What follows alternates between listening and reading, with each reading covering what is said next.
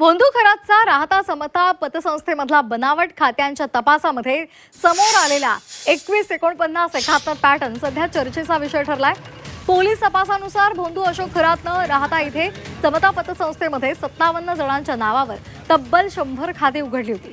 ही सर्व खाती कोविड दरम्यान फक्त 21 तारखेलाच उघडली होती आणि तपासामध्ये आढळलेल्या माहितीनुसार अनेक खात्यांमध्ये 71 लाख आणि 49 लाख रुपये अशाच ठराविक रकमांवर वारंवार त्या जमा केल्या जायच्या आणि काढल्या जायच्या। विशेष म्हणजे प्रत्येक व्यक्तीच्या नावावर 2 खाती उघडली होती। या सर्व खात्यांमध्ये अशोक खरातचं नाव नॉमिनी म्हणून नोंदवलं गेलं होतं।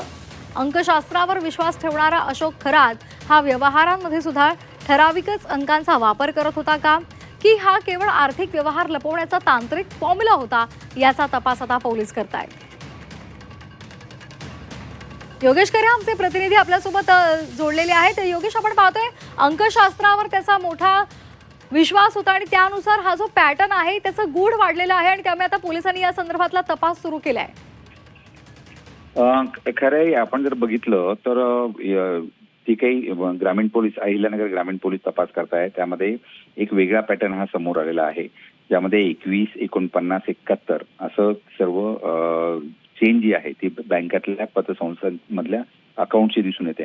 जर आपण बघितलं तर 21 तारखेला ही बहुतांशी खातं कोविडच्या दरम्यान उघडण्यात आलेली आहेत। त्यानंतर 57 जणांच्या नावावर प्रत्येकी 2-2 खाती अशी 100 पेक्षाही अधिक खाती उघडण्यात आलेली आहेत। आणि सगळ्यात महत्त्वाचं म्हणजे या सर्व खात्यांमध्ये 71 लाख आणि 49 लाख अशा अमाऊंट टाकण्यात आलेल्या आहेत। त्यामुळे नेमक्या अशा अमाऊंट टाकण्याचं कारण काय, तर याचा तपास आता ग्रामीण पोलीस या ठिकाणी करताय। एका बाजूला जर आपण बघितलं, ईडीही या संपूर्ण प्रक्रियेची तपास करताय। ईडी त्याच्या व्यवहारांचा तपास करते, त्याच्या मालमत्तांचा तपास करते। तर दुसऱ्या बाजूला ग्रामीण पोलिसांनी आणलेला हा पॅटर्न आता सर्वांसाठीच उत्सुकतेचा ठरलेला आहे। नेमकं यामागचं गणित काय, गुंतवणुकीचा हा पॅटर्न कशासाठी आणि तारखा नेमका याच का, याचा अभ्यास आता या ठिकाणी अभ्यासक करतायत आणि त्यातून सगळ्या गोष्टींचा उलगडा होईल असं वाटतंय।